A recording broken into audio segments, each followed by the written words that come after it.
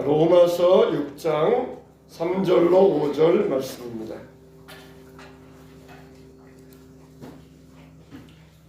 신약성경 246면 로마서 6장 3절로 5절 말씀입니다. 로마서 6장 3절로 5절. 자, 우리 한 목소리로 다 같이 시작. 무릇 그리스도 예수와 합하여 세례를 받은 우리는 그의 죽으심과 합하여 세례를 받은 줄을 알지 못하느냐.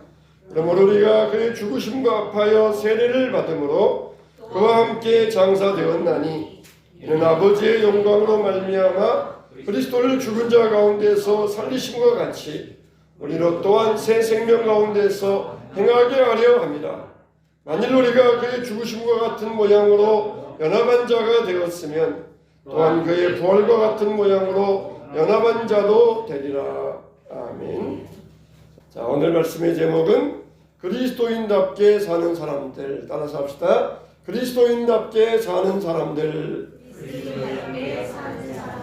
우리가 세상에 태어난 이유는 당연한 말 같지만은 사람답게 살기 위해서 태어났어요.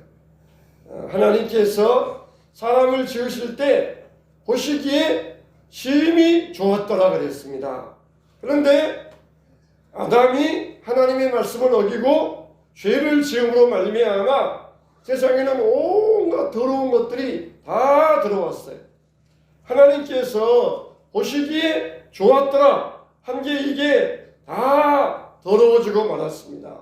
그래서 노아 때 와서는 하나님께서 보시니까 땅 위에 사람 지으셨음을 한탄하사 마음에 근심하셨더라 그랬어요. 그 기간을 보세요. 아담으로부터 내려온 그 기간이 불과 얼마 되지 않습니다. 참 갈라디아서에도 보면은 너희가 하나님의 은혜를 속히 떠나 다른 복음 쫓는 것을 내가 이상히 여기노라 그렇게 이야기를 했어요. 참 우리가 하나님의 은혜를 받았으면은 이걸 좀 유지하고 간직해야 되잖아요. 근데 갈라디아 교인들은 이 하나님의 은혜를 속히 떠났다는 것이에요. 창세기에도 마찬가지입니다. 이들이 하나님께서 세상을 창조하시고 그런 데가 얼마나 되었다고 세상에 죄악이 관영했다. 이거 뭐니까 빡빡했다는 거예요. 이 바늘구멍 하나 꽂을 데 없이 다 죄악이 빡빡하게 가득 차 있었다는 것이에요. 어디에서 눈을 씻고 보면서 선이 있는가 하나님께서 찾아보셨는데 선이 없었다는 것입니다. 여러분, 신앙생활은 자전거 타는 것 같아요. 자전거는 열심히 페달을 구르지 아니하면 넘어지고 맙니다. 신앙생활은 자전거 타는 것 같습니다. 열심히 우리가 신앙을 페달을 밟지 아니하면 넘어지고 말아요.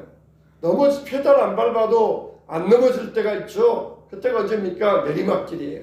내리막길 내려갈 때에는 페달을 안 밟아도 넘어지지 않습니다. 자기 신앙이 내려가고 있는데도 그걸 모르면서 페달을 안 밟으면 결국 저 밑에 내려가서는 넘어질 수밖에 없어요. 신앙생활은 천국에 갈 때까지 우리가 힘써서 페달 밟는 것처럼 기도하고 예배드리고 힘써야 될 것이 바로 이 신앙생활인 것입니다.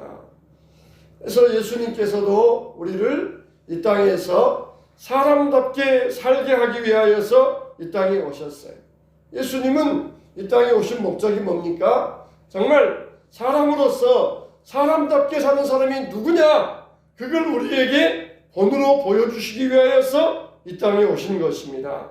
그래서 사람들에게 사람답게 사는 것이 어떤 모습이냐? 이걸 보여주기 위하여 신이 인간의 몸을 입으시고 이 땅에 내려오신 것입니다. 그래서 우리와 똑같이 시장하시고 피곤하시고 힘드시고 땀 흘리시고 슬퍼하시고 우리와 똑같은 삶을 살아가시면서도 정말 사람다운 사람, 사람답게 사는 그 모습이 어떠한 모습인가를 보여주셨고 우리를 위하여 죄값을 지불해 주셨던 것입니다.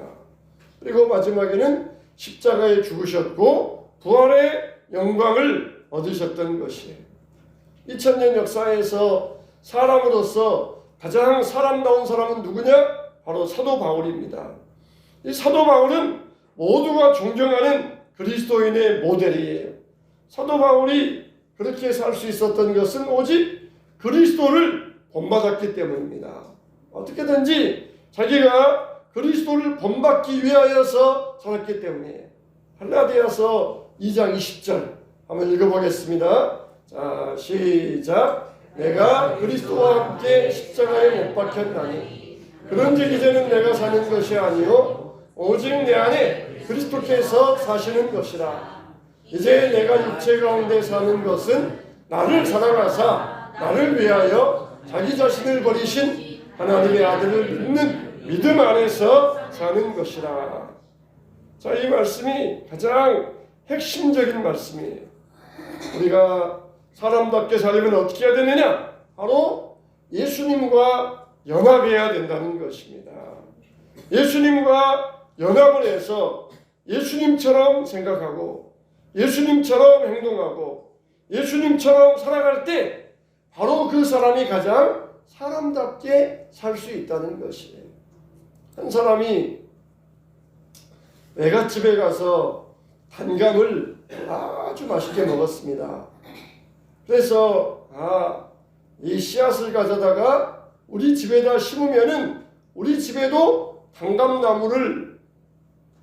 단감이 열려서 단감을 먹을 수 있겠구나 생각을 하고는 단감을 가져다가 먹고 씨를 빼서 자기 집 앞마당에다가 단감나무를 심었습니다. 드디어 이제 몇 년 지나가지고 단감이 열렸어요. 드디어 우리 집에서도 이 단감을 먹을 수 있겠다 하고 단감을 먹었더니 이거는 돌감이었어요. 실망을 해서 외갓집에 가서 외할아버지에게 물어보았습니다. 왜 이렇게 좋은 감나무 씨를 심었는데 왜 우리 집에서는 돌감이 열렸습니까? 어떻게 된 것입니까? 물어보았더니 외할아버지가 웃으시면서 그래가지고는 안 된다. 우리 집에서 단감나무 가지를 꺾어다가 이 돌감나무와 접을 붙이면은 그러면은 좋은 단감나무가 열리게 될 것이다. 이렇게 해서 외할아버지 말씀을 듣고 외할아버지 집에 있는 단감나무를 잘라다가 자기 집에 있는 돌감나무를 베어내고 거기에다가 접을 붙여서 키워봤더니 진짜 그 나무에서는 단감이 열렸던 것입니다. 진짜 좋은 감이 열렸어요. 여러분, 사람이 그렇지 않습니까? 아버지는 성자인데 그 아들은 아주 개차반 같은 아들이 있어요. 아버지는 씨가 좋은 아버지인데 그 아들은 개차반 같은 그런 이 아들로 태어나는 아들이 있어요. 씨가 문제가 아닙니다. 접을 붙여야 돼요. 아버지가 좋은 씨라 그래서 아들이 좋은 씨가 되는 것이 아니에요. 반대로 아버지가 나쁜 씨라 그래서 아들이 자동적으로 나쁜 씨가 되는 것이 아니에요. 성자의 아들도 예수님에게 접을 붙여야 돼요. 강도의 아들도 예수님에게 접을 붙여야 됩니다. 그러면은 새 사람이 되는 것이에요. 단감나무 씨앗을 심었다고 해서 단감나무가 되는 것이 아니에요. 좋은 집안에서 믿는 부모에게서 태어났다고 자동적으로 믿는 자녀가 되는 것이 아닙니다. 그 자녀를 다시 예수님에게 접을 붙여야만 거기에서 믿음의 씨앗이 믿음의 자손들이 이어져 가게 되는 것이에요. 요한복음 1장 12절로 13절에 보면은 영접하는 자 곧 그 이름을 믿는 자들에게는 하나님의 자녀가 되는 권세를 주셨으니 이는 혈통으로나 육적으로나 사람의 뜻으로 나지 아니하고 오직 하나님께로서 난 자들이니라 그랬어요. 우리 자녀들을 예수님에게 접을 붙여야 돼요. 예수님에게 접붙인 자들이 되어야 됩니다. 세상에 태어나는 사람들은 다 죄인으로 태어나요. 다 그 씨가 돌감람나무로 태어납니다. 좋은 혈통으로 태어났다고 해서 좋은 사람이 되는 것이 아니에요. 아버지가 많이 배웠다고 해서 자동적으로 아들이 많이 배우는 아들로 태어나는 것이 아니에요. 다시 그 아들을 접을 붙여서 교육을 시켜야만 그 아들이 아버지처럼 많이 배운 학자가 될 수가 있어요. 우리들도 마찬가지입니다. 이와 같이 우리가 좋은 사람이 되기 위해서는 바로 예수 그리스도에게 접을 붙여야 된다는 것이에요. 이 씨를 바꾸고 예수 그리스도에게 접을 붙여야 되는 거예요. 이게 뭡니까? 바로 이게 세례 받는 것이에요. 오늘 우리가 읽은 말씀에 바로 이것을 말씀해 주고 있어요. 무릇 그리스도 예수와 합하여 세례를 받은 우리는 그의 죽으심과 합하여 세례 받은 줄을 알지 못하느냐. 그러므로 우리가 그의 죽으심과 합하여 세례를 받음으로 그와 함께 장사되었나니 이는 아버지의 영광으로 말미암아 그리스도를 죽은 자 가운데서 살리심과 같이 우리로 또한 새 생명 가운데서 행하게 하려 함이니라. 만일 우리가 그의 죽으심을 본받아 연합한 자가 되었으면 또한 그의 부활을 본받아 연합한 자가 되리라. 우리 로마서 6장 11절 말씀 한번 읽어보겠습니다. 자, 시작. 이와 같이 너희도 너희 자신을 죄에 대하여는 죽은 자요 그리스도 예수 안에서 하나님께 대하여는 살아있는 자로 여길지어다. 어떻게 하라고 그랬어요? 죄에 대하여는 죽은 자요 그리스도 예수 안에서 하나님께 대하여는 살아있는 자로 어쩌라고요? 여길지어다. 여기라는 거예요. 내가 죽었다. 그러니까 진짜 목매달아 죽어라. 그런 말이 아니에요. 나는 예수 안에서 죽었다. 이 죽은 자로 그리고 하나님에서 살았다. 산 자로 여기라는 것이에요. 우리가 날마다 이것을 나 자신에게 선포해야 됩니다. 나는 예수 안에 죽었다. 나는 예수 안에서 살았다. 여러분들이 이걸 매일마다 선포해야 돼요. 이거는 내가 이것을 여기라고 하셨어요. 그렇게 너희는 죄에 대하여 죽었고 예수 안에서 살았다. 그렇게 여길지어다. 그런 사람으로 우리를 그렇게 여기고 날마다 우리는 이 말씀을 나 자신에게 선포해야 돼요. 따라서 합시다. 나는 죄에 대하여 죽었다.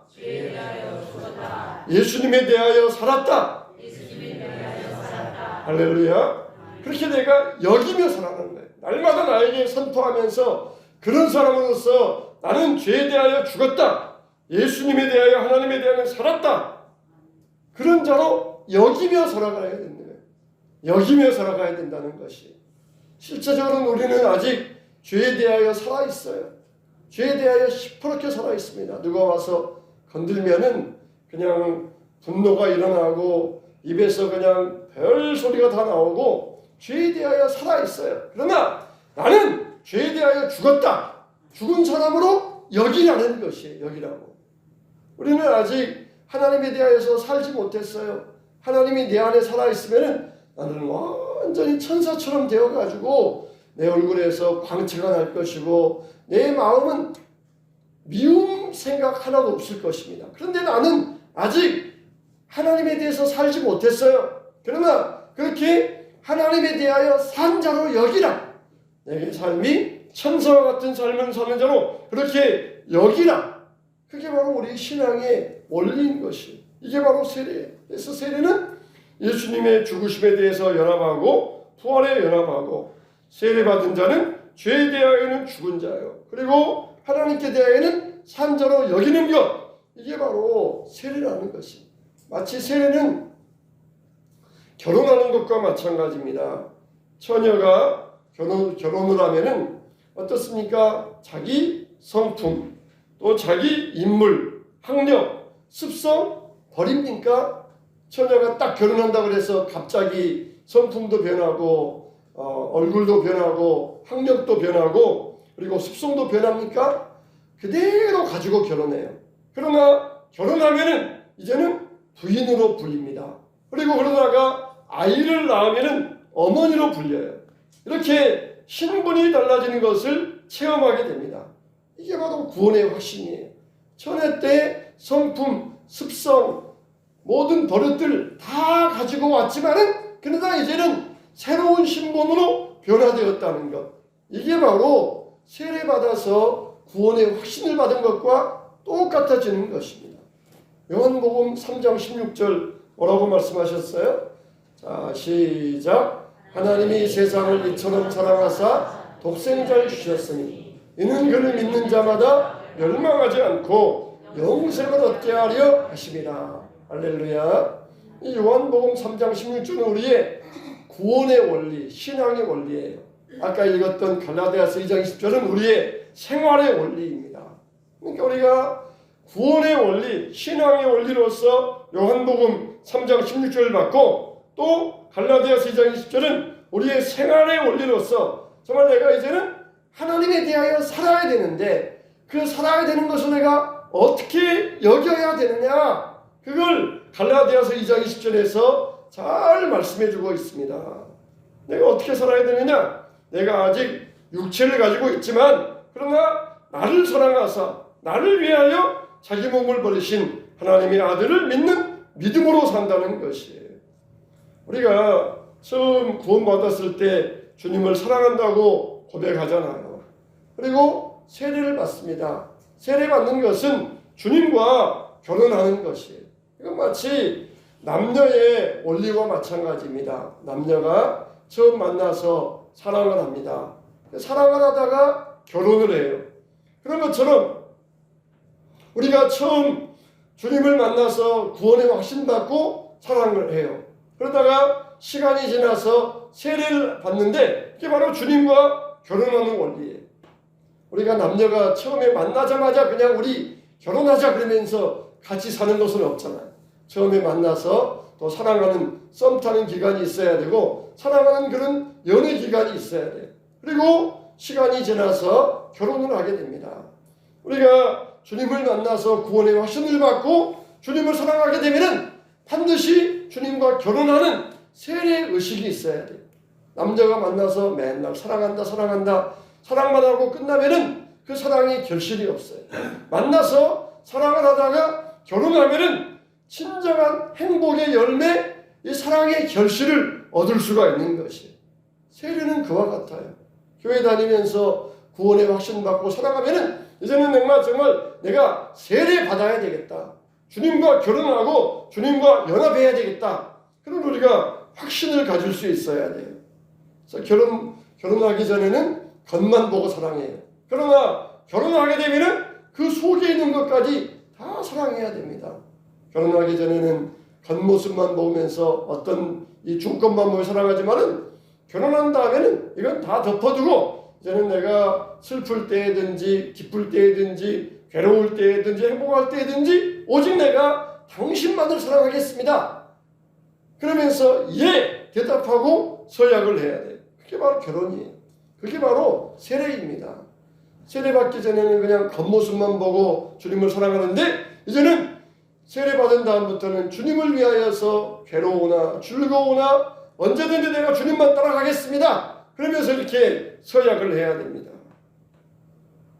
자, 그러면은 우리가 주님과 함께 살기 위해서 갈라디아서 2장 10절에 세 가지 원리를 말씀하고 있어요. 첫째는 뭐냐? 내가 죽어야 한다. 자기 죽음을 선언해야 돼요. 내가 그리스도와 함께 십자가에 못 박혔나니. 이게 첫 번째 원리입니다. 첫 번째 원리는 뭐라고요? 자기 죽음의 선언의 원리라는 것이에요. 십자가의 죽음을, 예수님의 죽음을 나의 죽음으로 여긴다는 것이에요. 그래서 나는 예수님과 함께 죽었다. 그리고 우리가 날마다 매일매일 선언해야 돼요. 나는 예수님과 함께 죽었다는 것입니다. 세례는 그러니까 장례식이에요. 우리가 두 번의 장례식을 합니다. 한 번의 장례식은 우리가 죽은 다음에 장례식을 해요. 그때는 내가 죽었으니까 누가 와서 우는지 누가 찾아왔는지 몰라요. 그러나 이 세례식으로 하는 장례식은 정말 나는 이제 예수님과 함께 죽었다. 과거의 삶을 다 청산하고 나는 이제 예수님 안에 죽었다. 이런 장례식을 선언하는 것입니다. 이 김익두 목사님의 여러분들의 이 이야기를 여러분들이 많이 들으셨을 것이에요. 이 김익두 목사님이 이 방탕하던 이 청년 시절에는 그 마을에 김익두가 나타났다. 그러면은 사람들이 다 피하여 숨습니다. 도망갑니다. 근데 어느 날 김익두가 길을 가는데 아무도 없는데 저기 한 사람이 서 있더라는 것이에요. 그런데 그 사람이 오히려 자기에게 다가오더니 종이 쪽지를 하나 내밀면서 청년 예수 믿고 전당 가시오 그러더라는 거예요.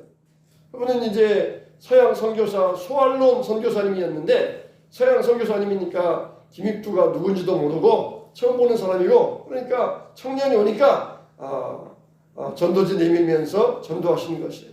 그러니까 김익두가 전도지를 확 잡아서는 코를 횡 풀더니 나나 천당 가시오 그러더라는 거예요. 그래서 소알론 선교사님이 김익두가 얼마나 무서운지를 모르니까 청년 그러다가 코 썩어요 그렇게 이야기를 했어요. 코푼 휴지를 김익두가 선교사님에게 확 던지면서 당신 코나 썩으시오 그러면서 횡하고 가버렸어요. 그런데 그 밤에 성령께서 역사하시니까 내 코가 썩는다고? 진짜 자기 코가 썩는 기분이 드는 거예요. 내 코가 썩는다고? 그 서양 선교사가 당신 코가 썩을 것이오. 참 요즘 같으면 전도할 때 그런 말 했다가는 그냥 교회 덕 안 된다 하나님 영광 안 가린다 그럴 텐데 성령께서 역사하시면 돼요. 성령께서 역사하시면 정말 담대해야 됩니다. 내 코가 썩는다고 잠자다가도 일어나가 내 코가 썩는다고 그 말이 떠나자는 것이. 다음 날 거리에 갔더니 그 소알론 선교사님이 부흥 집회를 하는 것이에요. 부흥 집회 가서 뒤에 가서 들어봤더니 선교사님이 이런 말을 하십니다. 사람이 세상에 태어나 사람답게 살아야지 사람답게 살지 못하면은 동물이나 다를 바가 없다. 누구든지 예수 믿고 구원받으면은 새 사람을 입는다. 그 말에 그냥 꺾여지고 만 것이에요. 정말 내가 그동안은 사람답지 않고 정말 동물처럼 살아왔구나. 그러면서 회개하고 예수님을 영접했습니다. 그리고는 예수님을 영접한 다음에는 밖에 나가지 아니하고 두몸을 출하고 집안에 틀어박혀가지고 성경만 읽었어요.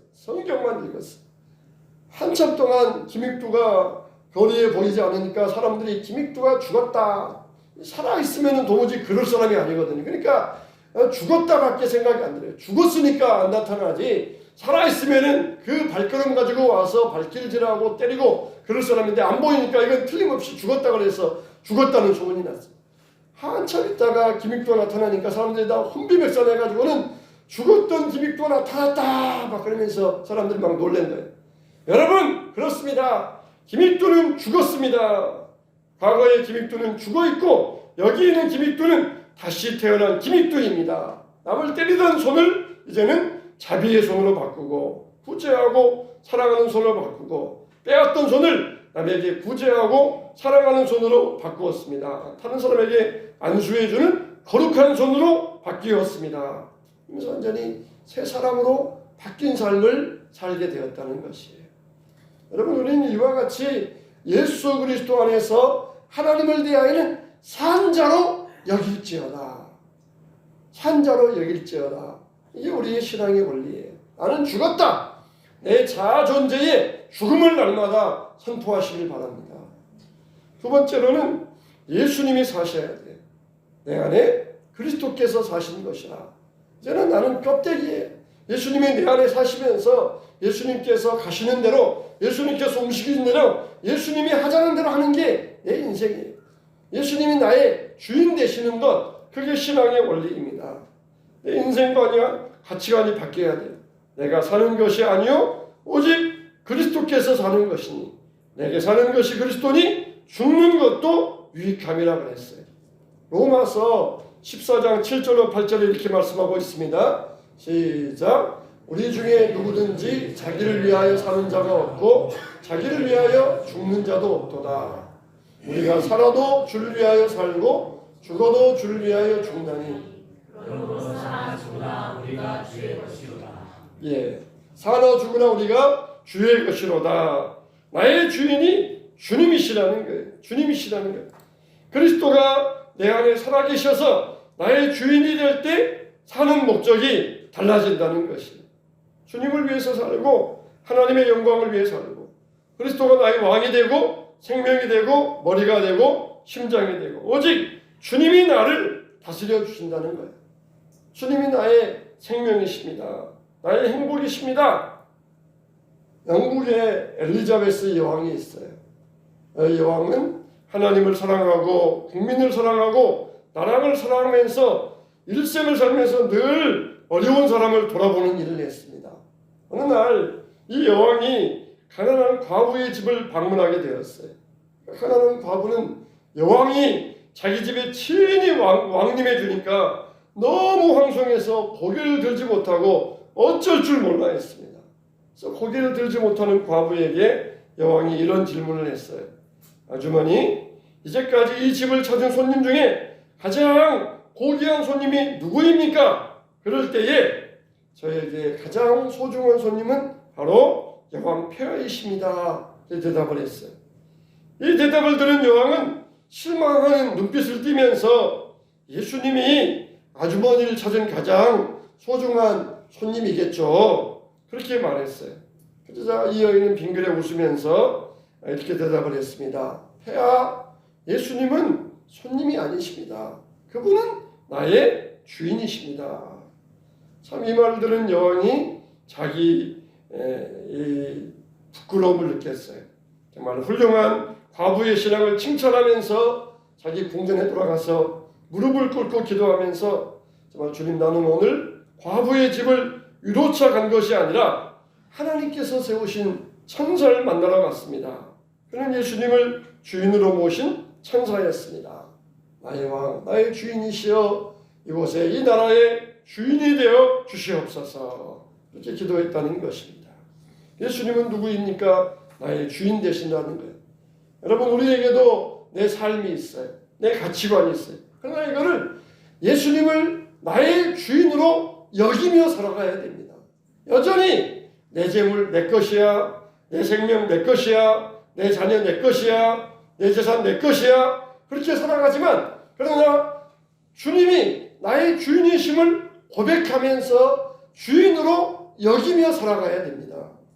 우리 주님을 더 이상 나그네로 모시면 안 돼.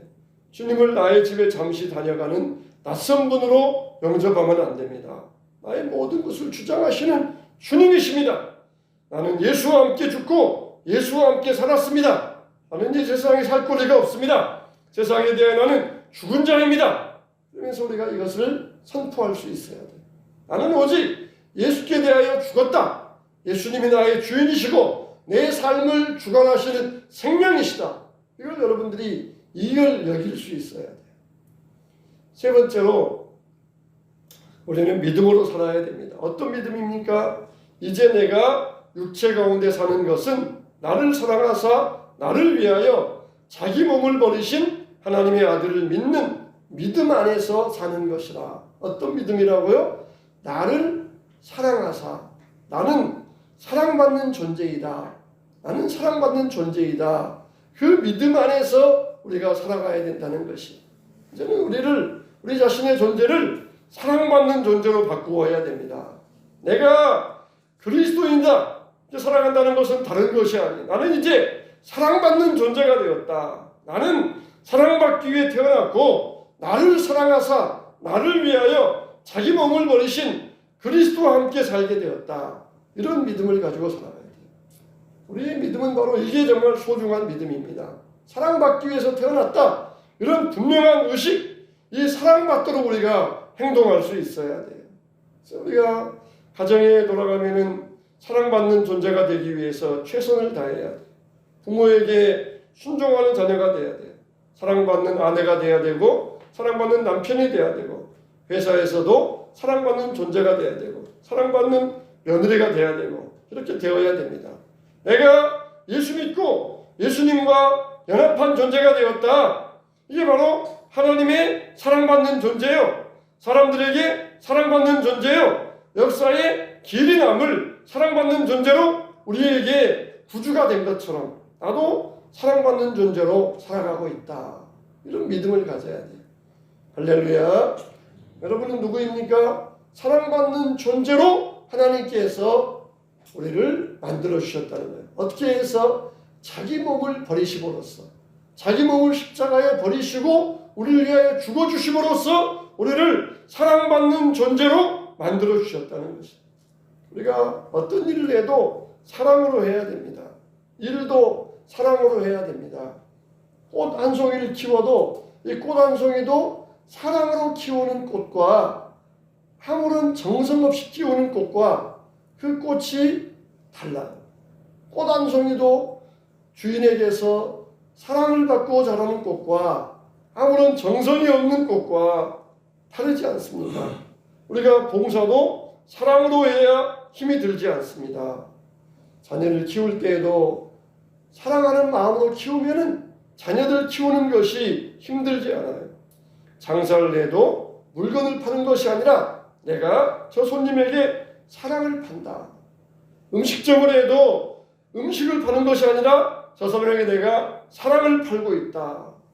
또 교회에서도 사랑받는 사람으로서 우리가 사랑받는 존재로서 주님을 섬겨야 됩니다.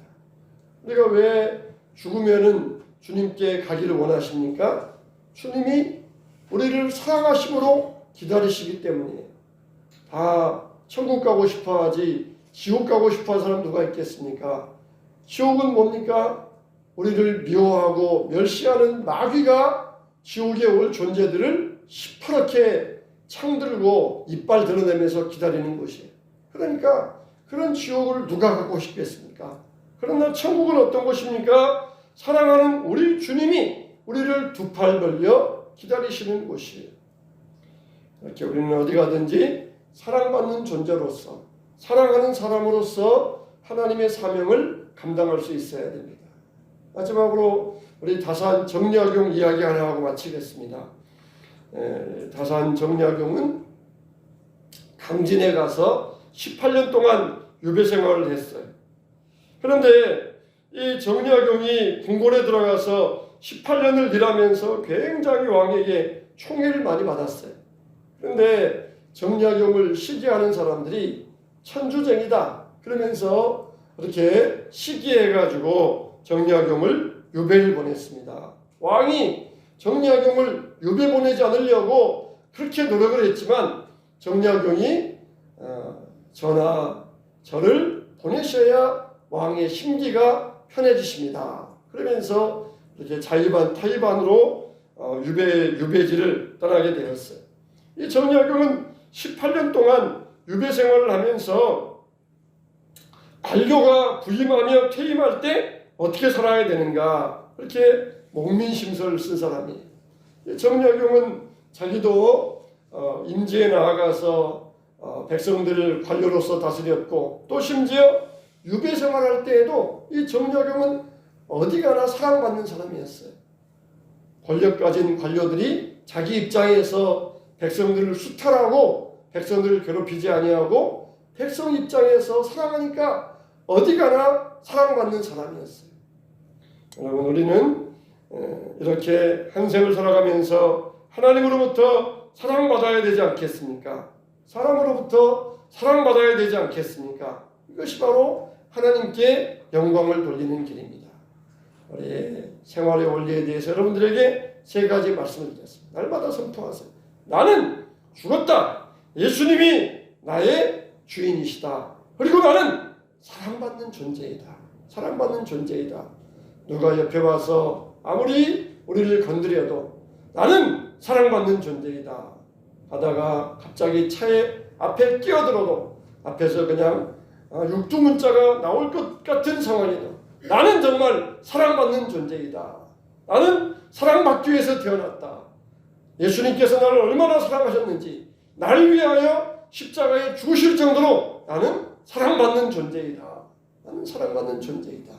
이 사랑 가운데 살아간다 그러면은 그 어떤 것도 두렵지 아니할 것입니다. 그 어떤 것도 싫지 아니할 것이고 그 어떤 것도 미워하지 아니할 것입니다.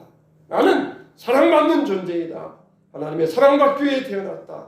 날마다 선포하서 나는 죽었다. 예수님이 나의 주인이다. 나는 사랑받는 존재이다. 이 생활의 원리가 여러분의 분명히 새겨지게 되시기를 주님의 이름으로 축원합니다.